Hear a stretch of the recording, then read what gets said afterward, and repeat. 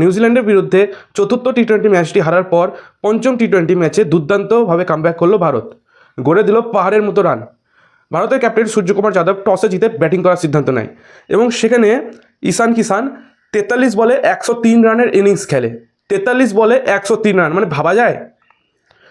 2 বছর তো টিমে কামব্যাক করতে পারেনি, আর যখন চান্স দেওয়া হলো সেই চান্সটিকে একদম হাতের মুঠোয় পুরো একবারে মুঠো বন্ধ করে নিল।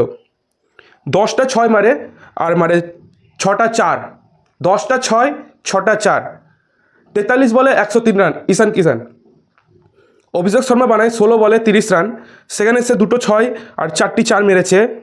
সূর্যকুমার যাদব ক্যাপ্টেন 30 বলে 63 রানের ইনিংস খেলে, সেও তাবড়তোড় একদম 210 রানের স্ট্রাইক রেটে কিন্তু ব্যাটিং করতে থাকে।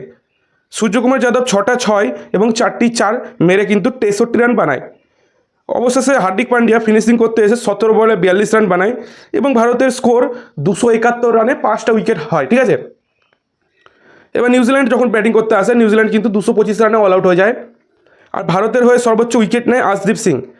ইকোনমি রেটটা একটু হাই হলে পরেও কিন্তু 4 ওভার বোলিং করে 5টা উইকেট সে তুলে নেয়।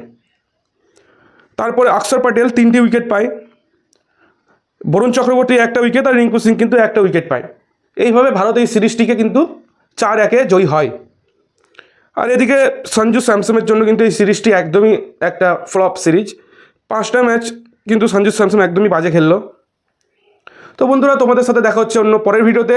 তো তোমরা যারা চ্যানেলে নতুন আছো তারা কিন্তু চ্যানেলটিকে অবশ্যই সাবস্ক্রাইব করবে, নতুন নতুন কিন্তু ক্রিকেট সম্বন্ধে ইন্টারেস্টিং ভিডিও পাওয়ার জন্য।